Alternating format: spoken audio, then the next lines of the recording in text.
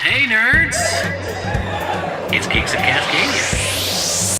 Hey geeks, welcome to Geeks of Cascadia, episode 25. Woo-hoo. I am here with our podcast hosts. Still Paul. I'm Doug. And I am the Costosaurus. And Kelly's somewhere in here. Where is in the Kelly? store. We're in our sound studio here at Lake Stevens here at Games Plus. Thank you, Games Plus, for doing this. You're welcome. And of course, we are your podcast. I'm going to read this thing to, tabletop news, developers, interviews, reviews, con news, anything that's geeky that's related to tabletop gaming. So here we are. Steve went to Gen Con once. I knew it was going to come eventually, so I thought I'd throw it up now. And I have been invited to go Gen Con again, so I might go with my media badge. Very cool. It'll be special. Yeah, That's pretty cool. And when you get a media badge, you get free coffee there. Coffee is also That's very the nice. whole, that is the biggest perk of going all the way to that con. Definitely, is the free coffee. Oh, yeah. I'm doing it. It's worth the. Now I'm going to go. I think it's worth the $1,200 I have to shell out to Your get there. 60,000 closest friends. Yeah. And then you That's can, right. and then you can get the same game that everyone else gets. You just get it a month early. That's right. Yeah. Well, actually, it's about 2 weeks early. Oh, okay. Oh, But I get to talk to cool developers. I know I'm giving it a hard time. No, I've Yeah. heard it's a No, great. it's really I've heard it's a cool. great show, and the people that I know that have gone have really, really liked And it. last time we got lots of good content for the pod. Yes. But Doug, the store is hopping. What's going on here today? So today we have, I get a Like it chance to never talk. happens. Yes. Yeah, no, today we have a preliminary Pro Tour qualifier for Pro Tour Minneapolis for, I think it's the set after for Core 2018. It's What for, game? it's Magic. Magic. Oh, Okay, Magic. there you We're go. playing Yeah. Magic, That yes. makes Like sense. it was all That this makes tour sense. pro, and like for what? Right.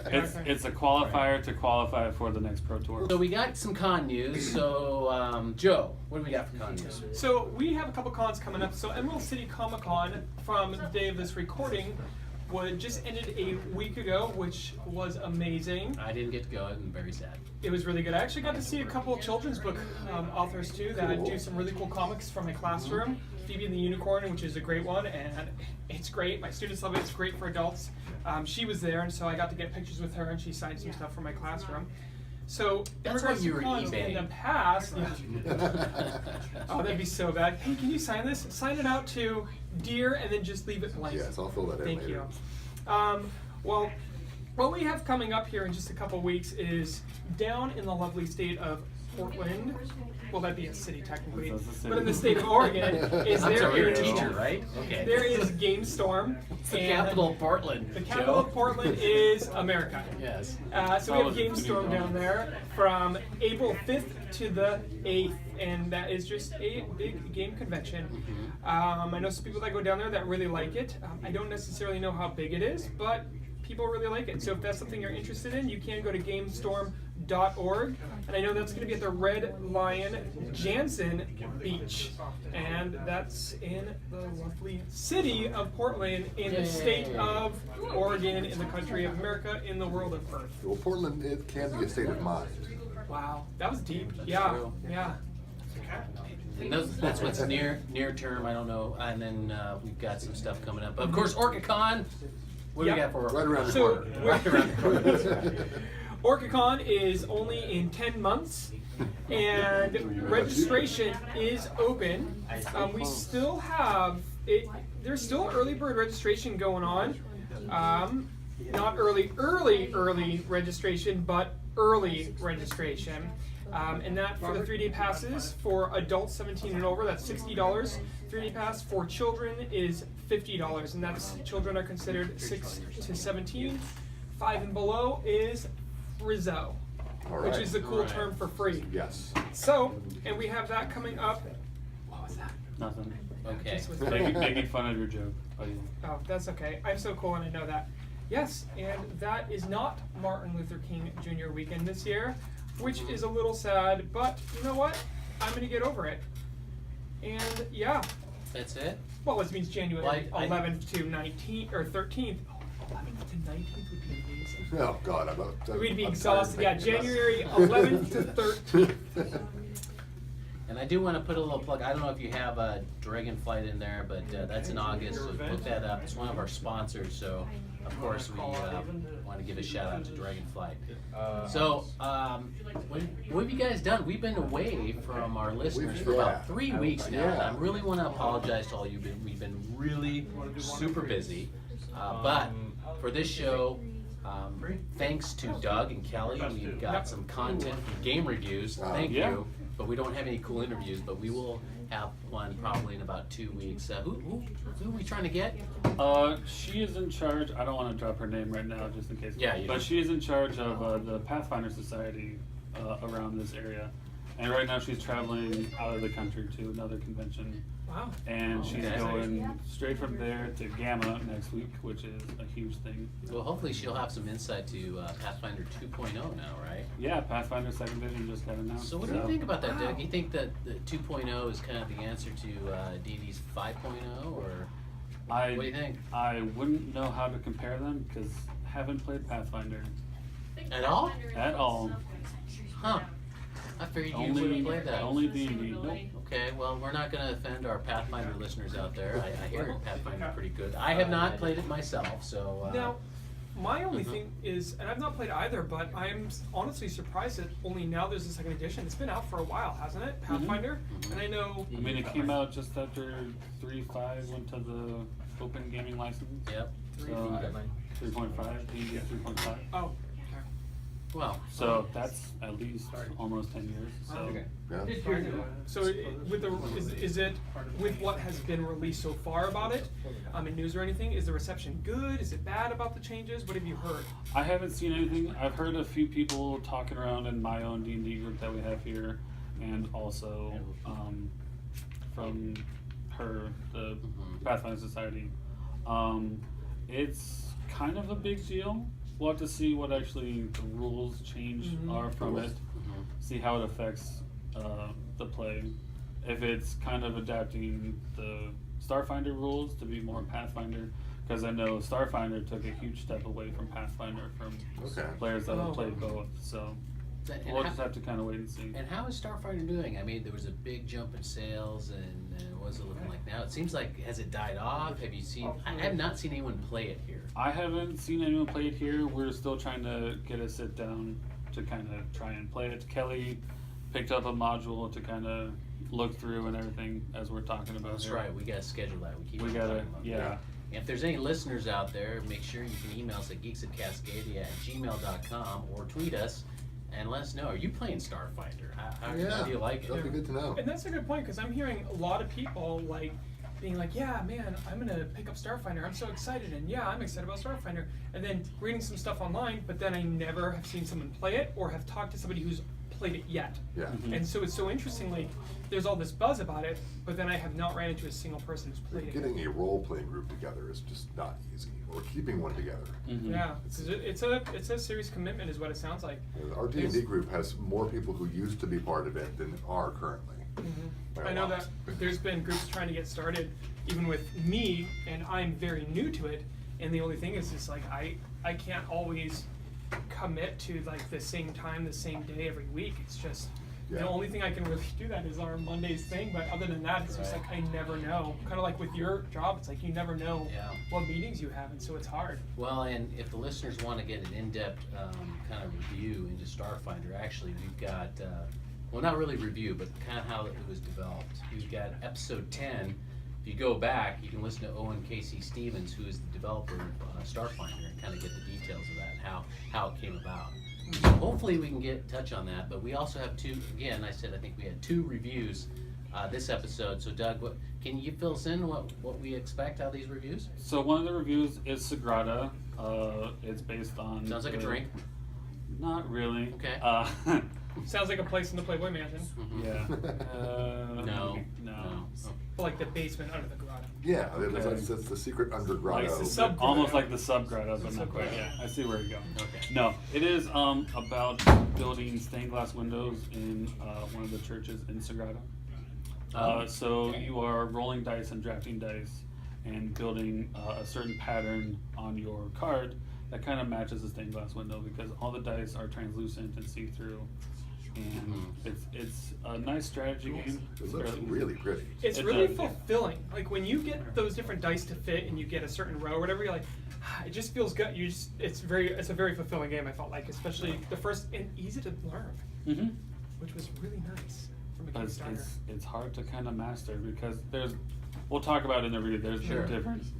And who won that one? Was it you or Kelly? Who won that one? I think Kelly won that by about 5 or 6 points. Is that a You know, lot you or should little? keep track of like who wins these game reviews. I'd be interested. Okay. And whoever wins can wear a hat. Just There you go. just That throw it person on wins. BG stats. Right. I And, might then, have to do that, and what yeah. about the next game? Next one we have is Ex Libris. I wanted to check that Yeah, out. it's another Renegade Game Studios game that we're reviewing. But it's tableau building, and you're building up your collection of books, which are represented on cards. And you kind of have to put them in, you actually have to put them in alphabetical order, but also pay attention to the different categories of books that you're having. Because there's some that are going to be, if you have the most of them, you get a bunch of points. There's banned books, so you don't want to have too many of them in your library. Fahrenheit. Mhm. Fahrenheit. And making sure that Yeah. your collection isn't too spread out because you got to build. Is there like a Dewey Decimal System buff card you can get? Not quite, no, but each card is very simple to read with the letters and how many cards of that letter there are. Is so. there any like player powers? Like, do you get like your librarian glasses or like your like long gray skirt or something like that that lets you There's like this is based on you're a librarian, right? Yes. And you're doing those. You know, do you get your shard and so you no, Is there not a like front that. factor? You have your own personal libraries. They can't just be the basic ones for learning the personal game. libraries, got Or it. you have it set in a different location, and you have your own special worker meeple that you get to use and Okay. place in the game. Does your worker meeple have a bun over here? They all look different, man. There's a gelatinous cube that's just a translucent cube. Okay, that aligns with There's librarians. there's I a get that. robot. There's a wizard with a hat. There's a Right. snake. Because we see those in the library all the time. All librarians are wizards anyways, Yes. so that makes sense. Cool, I'm glad they stuck thematically with that. No, it's really good. I see that at the Everett Public Library all the time. Yeah. Yeah. Wait, you say Republican Library? No, Everett. I don't know that. Public library, yes. Yes. Don't go in the public restroom. Anyway, so, Dougie, which one do you want to do first? You want to do... Let's do Segrada first. let's do Yeah. Segrada. So let's do that right now.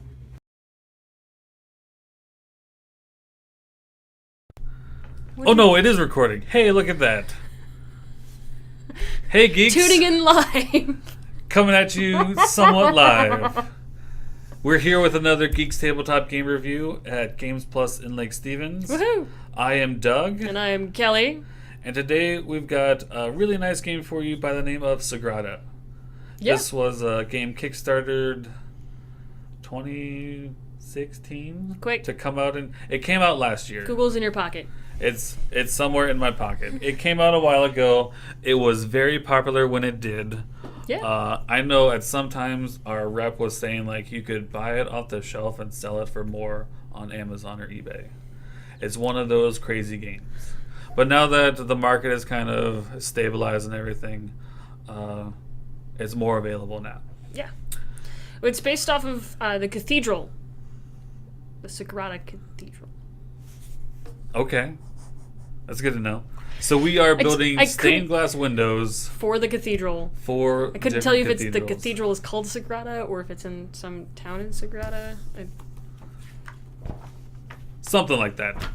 But this is a dice drafting, window crafting game, like it says on the front of the box. It's designed by Daryl Andrews and Adrian Adamescu. I think it's first-time designers. Segrada not is the quite sure. family that did the stained glass for the cathedral. All right. I found it. I'm not going to do this again with my pencil.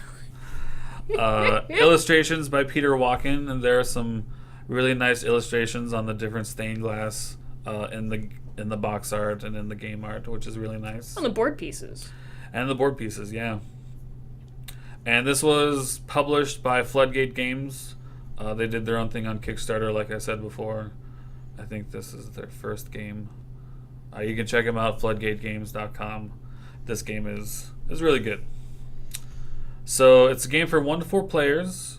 There is solo rules. I think they don't use the favor tokens and a few other mixture of rules. Spend dice instead of favor tokens. Okay, I can see that happening. Not bad. We played it a few times at 2 and 3 players. Not quite 4 players. Yeah, I don't think I've played it 4 players yet. Yeah. It's about 30 minutes to 45 minutes. Like always, we breeze through it pretty quickly in about 20 or 25 minutes. Because we're used to playing games kind of like this, so it's not that hard for us to understand things. It's but just I think another game, Doug. It's just another game. Yeah, and the slew that we go through on a monthly basis. So it's not that difficult to teach. Rules are fairly simple. It's just how to get these dice into my board so I don't have problems later is a big deal.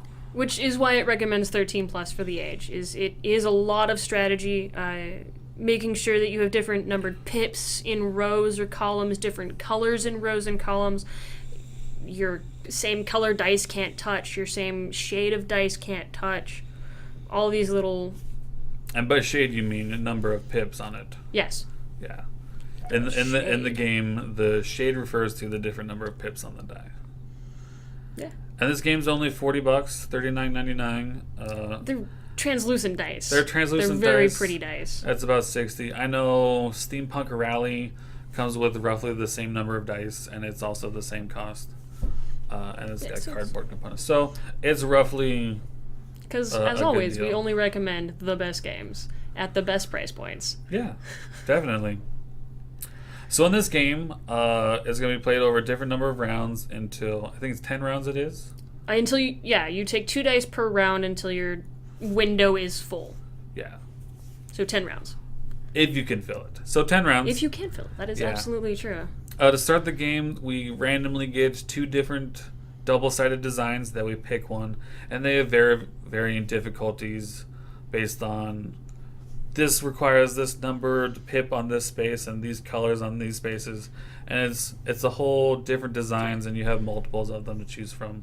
Difficulty increases based on the number of required colors or shades in that pane, and how many. There's a couple in there that are just, you need 7 red dice. And 3 yellow That could be ones. pretty hard, yeah. Yeah. And so the fact that in one game that we played, I don't think we saw more than 8 red dice between the 2 of us. Wow. Crazy. So once you pick your design, you'll get a number of favor tokens. Favor tokens are used for special abilities using tools. Then everyone gets a secret objective. Typically it is... They're all colors. They're all colors, so you'll get a number of points equal to the sum of the pips of those colored dice. And then we'll deal out 3 public objectives, and these deal with collecting sets of different numbers, sets of different colors, how you organize the different columns of your stained glass window, lots of varying things to give different amount of points. And then there's 3 different tools that are used out to kind of bend the rules a little bit. In the game we just played, we had draft another die immediately, which if you're the person going first and you want the 2 dice that will make the spaces...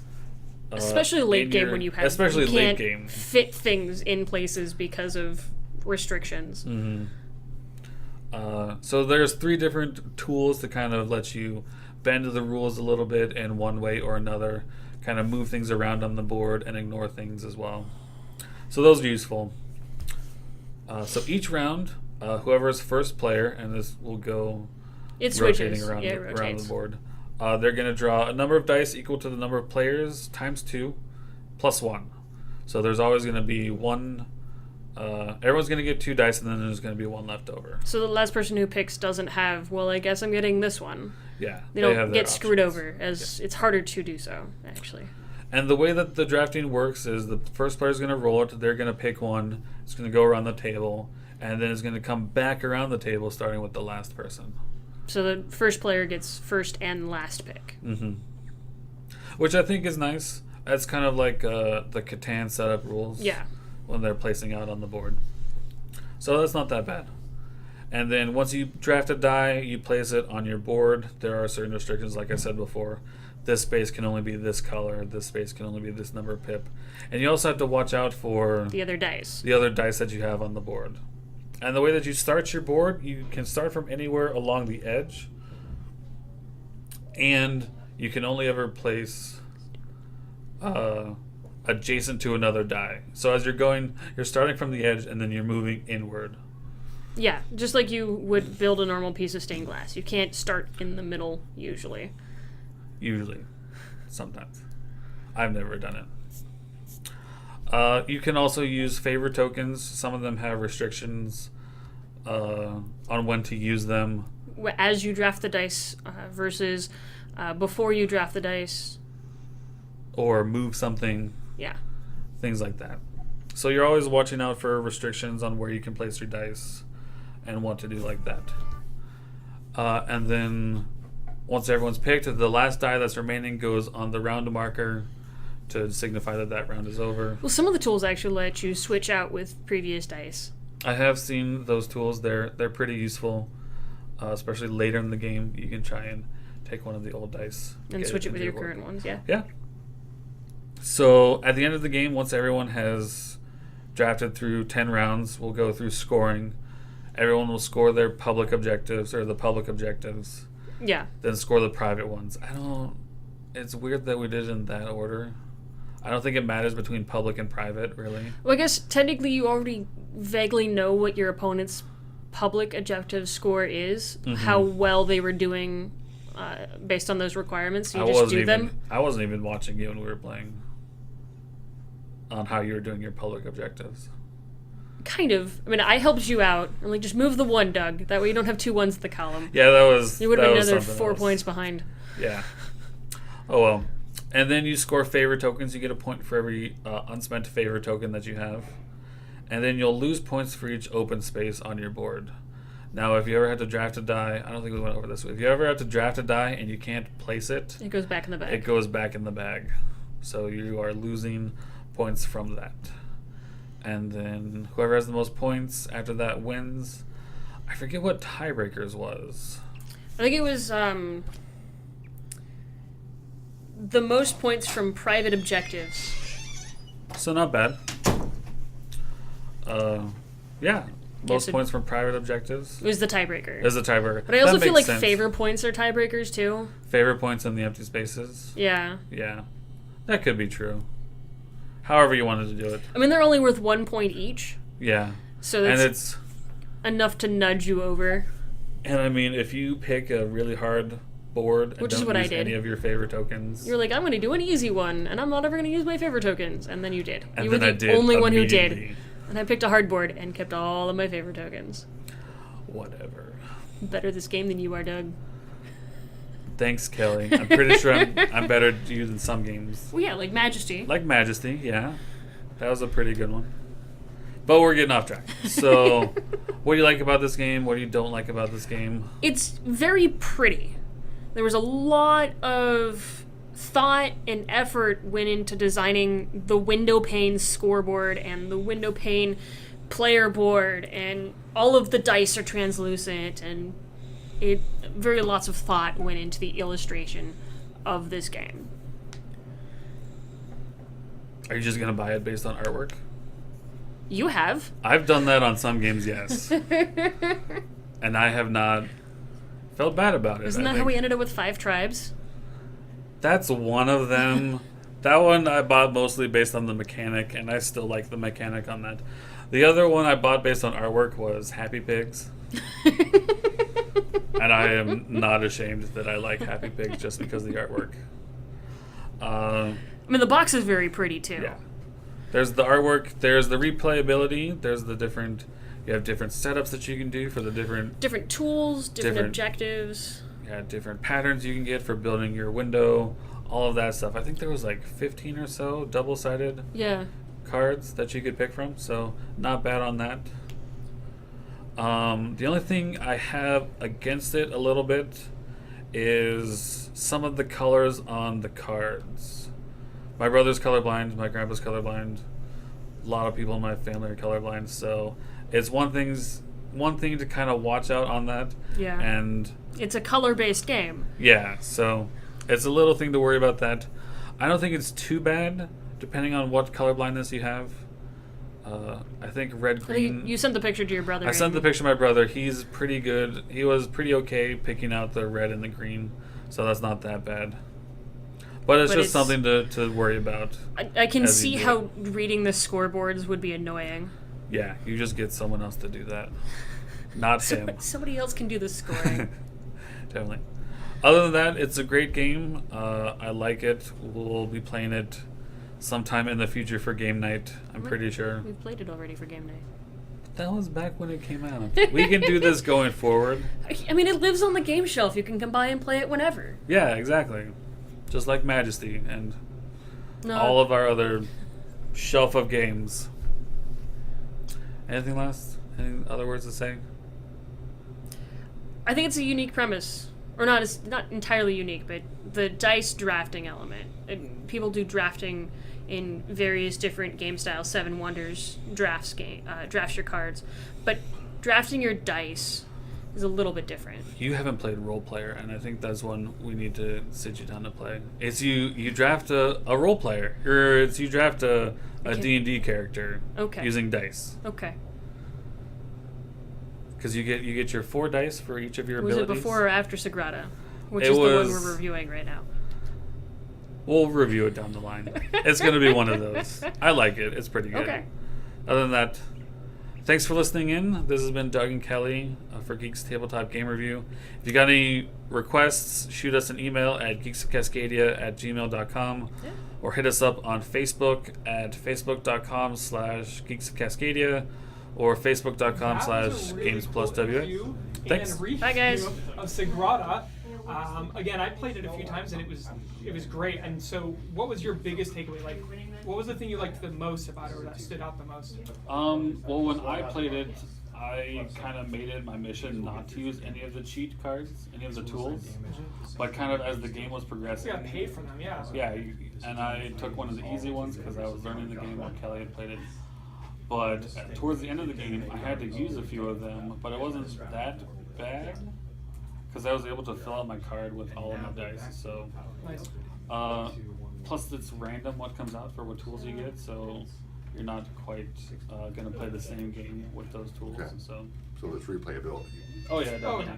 Because each of the cards that you get for your stained glass window, it's double-sided, Okay. and there's like Cool. 15 or so cards. So. And the thing is, you never know what dice you're going to pull out either. So there's that variability there as well. So you take that into account with the power cards, like you were talking about. Yeah, there's each time I played it, it was different, and I tried different strategies. Cool. So yeah, it's cool. And how does it compare to other games? Is there another game that you can compare it to, or? There's Role Player, which is similar, where you're also kind of drafting dice to build your role-playing character.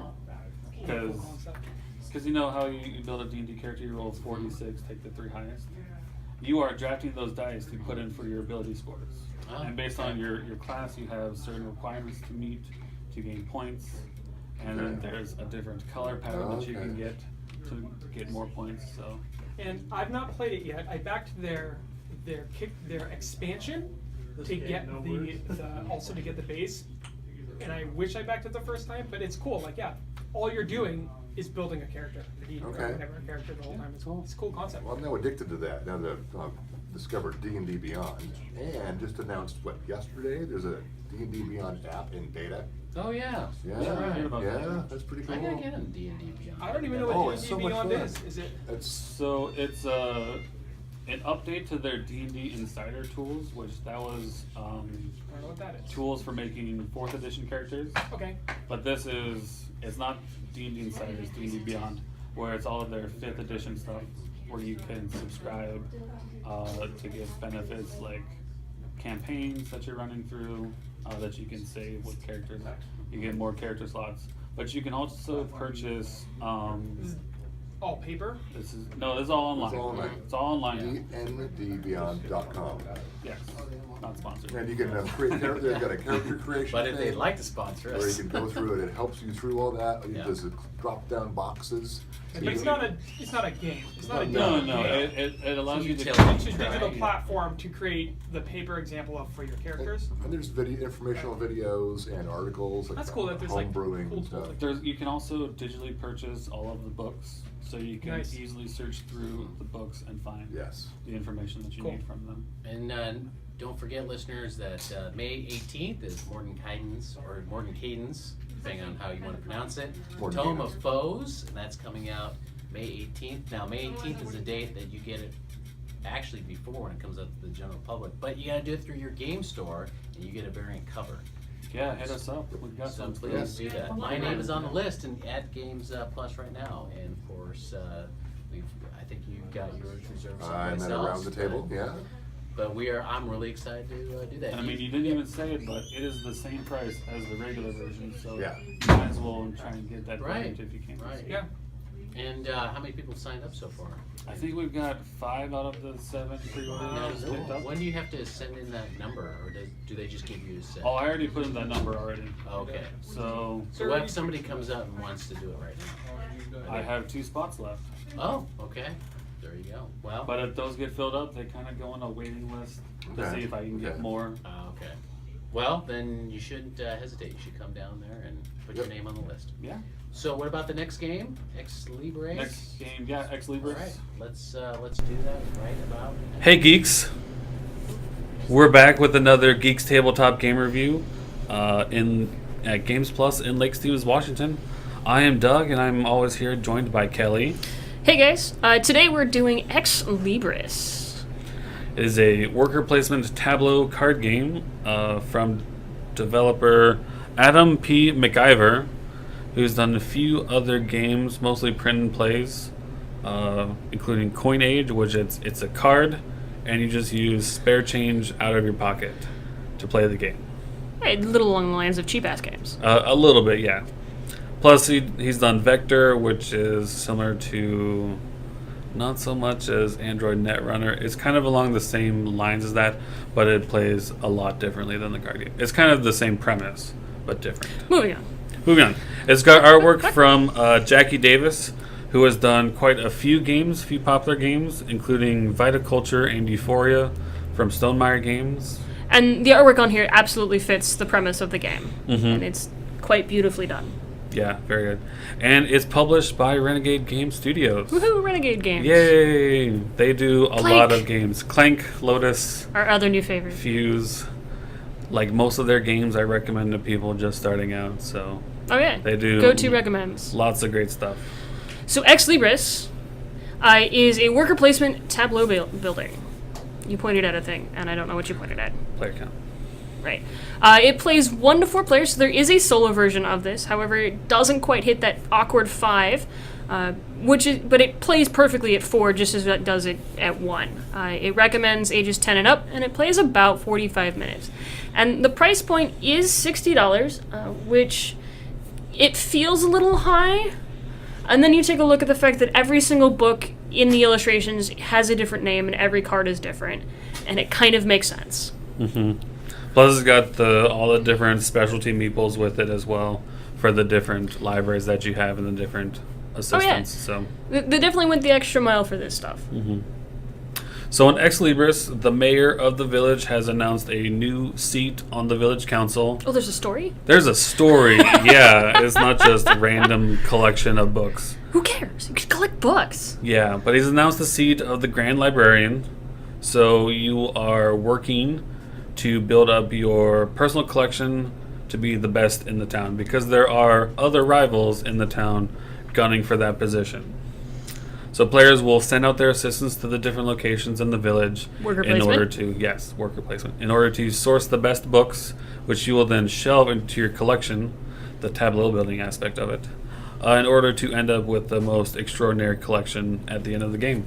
So we're looking at a couple of things. Where you want to put your assistants, where you want to send your assistants out, which does add upon itself each round. So each round you actually end up with 3 more buildings, one of which will stick around, and then 3 new buildings, depending on the number of players. But usually there's you get new places to go with your assistants every round.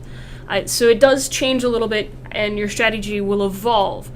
Then we're also looking at, when you send them out, they want to come back with the best books. You're looking to shelve things in alphabetical order. While not the main focus, at the end of game, you will get discredited, or your books will get tossed out. if they are out of alphabetical order. So you want to make sure you shelve them in order. So you want to make sure your assistants come back with the Ds that come after the Cs, not the Bs that you've already shelved. Mm-hmm.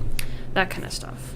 Yeah, and these cards are actually really nice. All the information that you need on them is basically along the top, but there are funny names on the books as well that you can have a little laugh at as you play the game. In every cloud, there is a silver mining.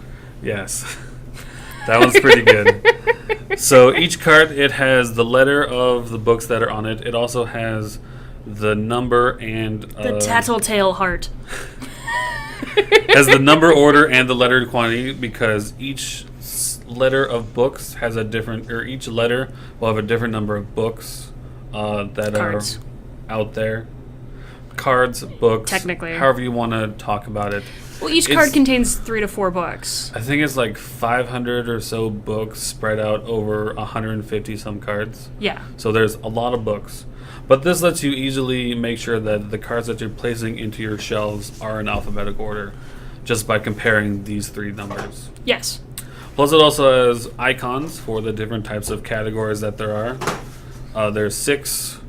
There's fantastical fictions, Monster manuals. corrupted codices, Reference texts. spells and potions.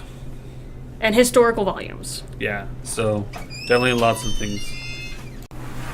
So a few things to pay attention to as you play the game. We've talked about it before. There's alphabetical order. You got to worry about shelf stability, because as you're building your shelves, you're limited to just 3 shelves. And it's the largest square in which you'll get victory points. So if you end up with a 2x5, that gives you 10 points, as opposed to picking your 2x3, which will only get you 6 points. Mm-hmm. It's whatever your largest square is. Yeah, you want to kind of have them clumped together so it's easy to browse through, as you would say. Then there's prominent works and banned books. These will be different categories that you need to watch out for. Prominent works you want to collect the most of, because having the most will get you a And the lot mayor of will points. award you points based on that. Yeah. Banned books, you get negative points, and you got to watch out for these, because Yeah. it'll give you negative points for each book you have. But you also want to make sure that your library is diverse. It's called categorical variety, but it's really just diversity in literature. Mm-hmm. You want to make sure that you have a little bit of everything that isn't banned. About an even amount of everything, because you'll gain points for that at the end of the game. And everyone's going to get dealt a secret library focus, that they want to be collecting these types of books as they're building their library. Now the rounds played over a certain number of rounds. You're playing until someone has a certain number of cards Until in their somebody's library collection. gets big enough, yeah. Yeah. And there's 4 easy phases to go through. You've got the prep phase, where, as Kelly said before, you'll deal out a certain number of locations for each player. Yep. You'll deal out cards in case some of those have you deal out cards onto them. Then you get into the placement phase, worker placement. Like always, you place your worker one at a time at a location.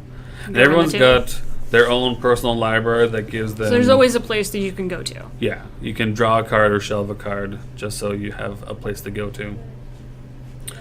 There are some instant effects on locations and some delayed effects. Instant effects will get played immediately, while the delayed effects get At end of round. into the next phase, the resolution phase. Yeah, things like the auction house where you can bid on books, but that happens at the end of the phase because somebody might outbid you. Mm-hmm. So you don't immediately get your books by sending your worker there. Mm-hmm. And even what was the one we The messed draft up house? last time? Yeah, the draft house. It happens at the end, not every Yeah. time a worker gets placed there. Yeah, it was pretty broken every time. Because you we played can it that read. way. Yeah. Small things like that, but we'll get to that as we go to the pros and cons. Also, during the resolution phase, once all of the delayed effects have been resolved in numeric order, it does say that to do it Yes. in numeric order. You'll discard any remaining cards left on locations, and then everyone gets their workers back. And you go to the cleanup. You'll take the location, one of the new locations with the lowest numerical value, and it becomes a permanent location. Typically, in the first round, that's the Diviner's Hut, where players can take the first player marker from other players. Yeah. You do want to make sure you are shelving books every round, and rather than collecting a bunch of books in your hand. If you're not shelving, you will fall behind. Mm-hmm. And when it does come down to ultimately who put the most books in their library. That's one of the things to worry about, yeah. Now, the game comes with some gameplay variants. There's obviously the beginner game. Should probably try finishing this on like Monday. You use the simple libraries on the back of each of the advanced libraries. They don't give you any specialty workers to use. It's basically simple, very easy to play. Plus, it also takes out some of the more complicated locations from the location deck. But you definitely don't want it a beginner game or a teacher game. There's also the friendlier game, where you can take out some of the direct conflict cards. Like the tax collector. The tax collector, the auction house, the gambler's den, all of that stuff. And then there's a longer game where you can play to have more cards to trigger the end of the game. It also has solo play, like we talked about before. You are playing against the public library, and there's a few different things to set up during that to make it play. But it plays almost exactly the same as a regular game. It's just the discarding part of it. Because each round, the public library is better at collecting books than you are. yeah, because it's donations in the form of discarding cards from the draw deck of books. So it's not too difficult. I definitely want to try and play it Yeah. more than once, just to see how it is. And it has a... We should really do this on Monday when there's not people here. It has a varying level of difficulty for however hard you want to play the game. So, otherwise, pros and cons. We talked about the artwork. I like Yeah, the the artwork. artwork's really good. It is very pleasing to the eye. Oh, just the... Read some more book names because they're great. Poorly Translated Tales. Mm-hmm. There's Positive Politicians That Didn't Ruin Anything. tonics for better phonics. Cucumbers. The Vicious Vegetable. Yeah, we should probably do this on Monday. Alright, Doug, so pros and cons. Pros, I definitely like the artwork. That's one of the things that kind of drew me towards this game. And Oh, yeah. I tend to It's like the- that about games. The cover is just stacks of bookshelves everywhere and ladders everywhere. Mm-hmm. I mean, all of the art, all of the books on the cards are all different formats, different names. We got a good laugh about all of the different titles on them. Oh, yeah. Every single one of them. Yeah, tonics for phonics. Didn't you already say that one? I said that one earlier, yeah. That was like my great. Or the illustrated guide for invisible illustrations. The other was Invisible Beasts and How to See Them. That one's pretty nice, yeah. Just a fantastic beast. I also like the replayability about the game. You can play it with a basic game with just the basic libraries Yes. and random locations like always. Simply because the random locations, you're Yeah. gonna have a different game every time. It's really odd to see like the Librarian's Lounge come up first round and then you never see it again and you're like, but I needed to move my things. Yeah, and I mean, even there's a lot of different books. There's like 500 different books on 150 cards. So, Oh, yeah. and you're not even going to see all of the cards in a game. So, there's definitely different plays that you can do through the game with that. Also, I like the different little meeples for the librarians that you get. They are cute. They are really nice. And the fact that there's other libraries and everybody gets their own special ability, whether it's the wizard, which I think is a little overpowered. The wizard has the ability to, whenever he shelves a book, he can kind of put it anywhere in between things. You can move any row of books over one to accommodate the new book. Versus like the snowman. Once the snowman goes somewhere, nobody else can go there because they're flooded out or whatever. Or it's just too cold. So Yeah. it allows you to lock out a location such as like the library's lounge or the shelf builders guild where it's really important. Things didn't really care for. I know you mentioned this. It's pretty much knowing the alphabet. But I think they combat that a little bit by giving you like the reference on the side of your board. I don't know what it is. I know my alphabet. I can sing my ABCs with the best of them, and I can read the book. I can read the little thing, but somehow I always have something out of order at the end, and it's not intentional. It's like, I'm going to play this really cool card. Nope, it was out of order. It happens every now and then. Every game, Doug! Every game? Every game. Is it just letter and not number, or is it just number sometimes? Oh, it's almost always the letter. Okay. There was one I played intentionally, and then they locked me out of the library's lounge, or librarian's lounge. But there was a couple others that were just completely unintentional. where I play the wrong card. It can happen sometimes. A little bit on the location cards, it's the small text on it for what the location actually does. Yeah. Plus, it's fairly faint on it. If you got some bright artwork on the location and it's white on top of that, white lettering on top of that, it's a little bit hard to read. Or just need extreme glasses. Yeah, that too. I was trying to teach a lady and she was having issues reading it. It happens every now and then. Also, the star player token is A little almost like an afterthought. Here, have this glass bead. This is the star player token. That's all that it is. Here's these awesome robot meeples and this cool mummy meeple. And this plastic gelatinous cube, because there's a gelatinous cube. But no, here's this glass bead as a star player marker. I would have liked it to be like Here's a a flattened clipboard marble. for like checking it. Because I mean, even the scoreboard, it's just a reference checkboard for checking. So that is everything actually else. one of my favorite things about this game is the scoreboard and the fact it came on a whiteboard with a whiteboard marker. Mm-hmm. And all you have to do is tally up how many you have of each book, and somebody just goes around and goes, all right, this is your score. Yeah, I like that. But I mean, they could have just used something like that. Even like a small book with a bookmark on it. Yeah. Or like a nameplate for Grand Librarian. Or something. Something like Just- that. The glass bead wasn't is a the little best. disappointing compared to all of the rest of the materials that come in here. Yeah. So I really like this game. Definitely one I would recommend it to other people. Oh, Kinda- absolutely. I've already picked up my copy. Yes, you have. Yes, thank you. Definitely recommend it to people getting into the hobby. It's kind of a great starter game. Oh, it's nice and easy pickup. It's a little bit like Catan, where it can be played very easily by anybody. Mm-hmm. Who can read. Yeah, people who can read and know the alphabet. Which I mean, it's for Isn't it's apparently for- not me. Yeah, 10-year-olds. So Suppose you should stop bugging Doug so we can do the send off. I hate you so much right now. As I clicked it, and you just nope. This is what Doug is gonna do. Just ruin everything. Keep that part and just do the. Yeah. Anyway, so thanks again for tuning in to another Geeks Tabletop Game Review. Want to give a shout out to Mike, who stopped in here the other day as we were recording this, who actually just started listening to us. So Yeah. it's a very kind of coincidence that he managed to stop into the game store. While we were recording. Yeah, exactly. Anyway. Send us a link if you want us to review a game or have a game for us to review. Yeah. A game for us to review. At Geeks of Cascadia at gmail.com. or Or the on- Geeks of Cascadia Facebook page. Yeah. Facebook.com/Geeks of Cascadia. Or our Facebook page, Games Plus WA. You can also reach out to us over on there.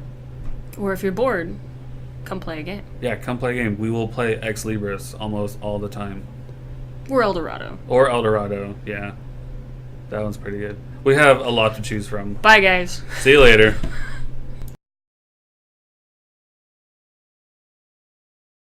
Well, that was the review of Ex Libris, which sounds awesome. And I actually have the box in front of me, and the art is so vibrant and Oh, yeah. gorgeous. Very colorful. It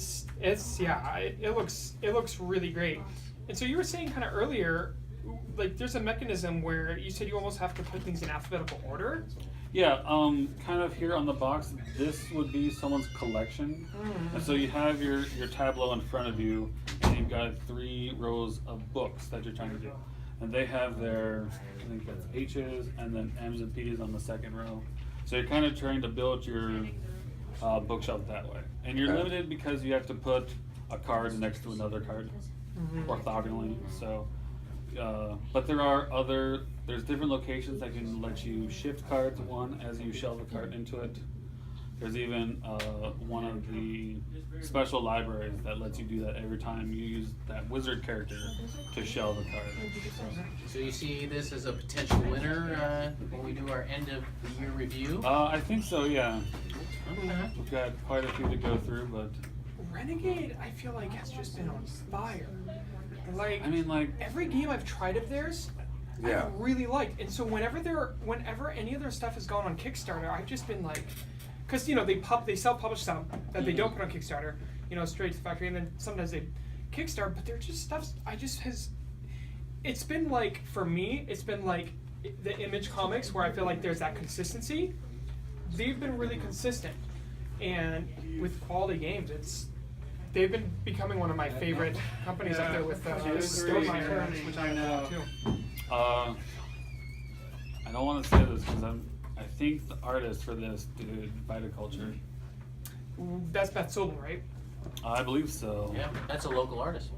That's almost Right? great. Yeah. Yep. I don't see it on the back, but I wouldn't be surprised because she can do anything. Like, you can say, oh, but this looks different than her usual stuff. Oh, but it's still her because she can just do all that stuff.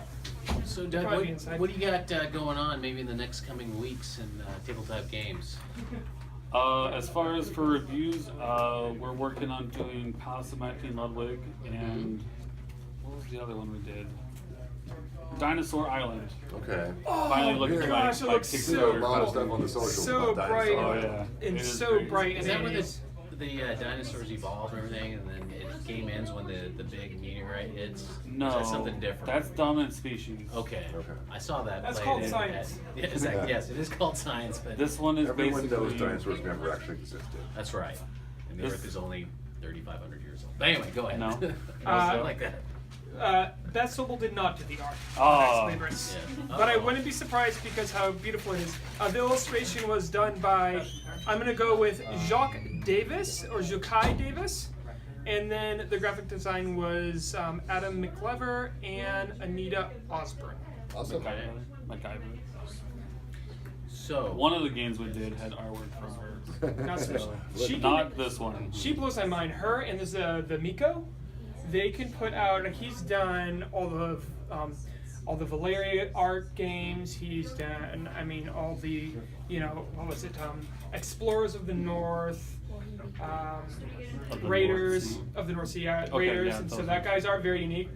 Very vibrant stuff. But both of them, I just feel like I don't know if they never sleep and they work, but they put out so much. But it's quality. It's not like Yeah. I always use comics as an example. It's not like where you had some of the stuff in the 90s where the illustrators were rushed to hurry up and put something out that they were like, they kind of like half More bummed muscles. some of the More stuff. muscles.